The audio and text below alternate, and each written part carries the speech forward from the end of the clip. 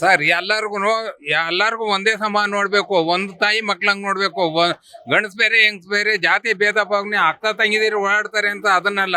ಯಾವ ಹೆಂಗಸೇ ಆಗ್ಲಿ ಗಂಡಸೇ ಆಗ್ಲಿ 2-3 ಸತಿ ಮಾಡ್ಬಿಟ್ಟು 2 ಸತಿ ಇದೆ ಬಸ್ ಚಾರ್ಜ್ ಜಾಸ್ತಿ, ಫ್ರೀ ಜಾಸ್ತಿ, ಅದು ಇದು ಎಲ್ಲ ಬೆಲೆ ಎಲ್ಲ ಜಾಸ್ತಿ.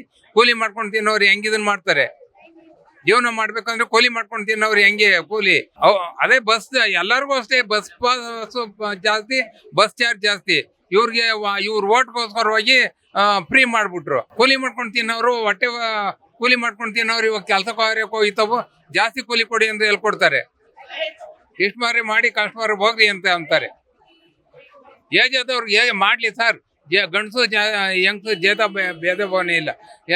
60 ವರ್ಷ ಮೇಲ್ಪಟ್ಟವ್ರಿಗೆ ಮಾಡ್ಬೇಕಾಗಿದ್ದು.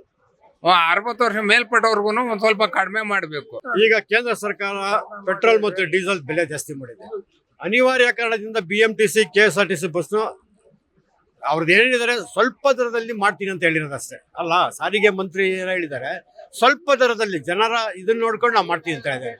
ಯಾಕೆಂದ್ರೆ ಇವತ್ತು ನೌಕರರಿಗೆ ಸುಮಾರು ತಿಂಗಳಿಂದ ಸಂಬಳನೂ ಕೊಟ್ಟಿಲ್ಲ, ಮತ್ತೆ ಬ್ಯಾಲೆನ್ಸ್ ಎಲ್ಲ ಇಟ್ಕೊಂಡಿದಾರಂತೆ, ಅರಿಯರ್ಸ್ ಅವೆಲ್ಲ ಏನೇನೋ ಕೊಡ್ಬೇಕಂತ. ಪಾಪ ಅವರು ನಮ್ಮ ತರ ಜನ ತಾನೆ.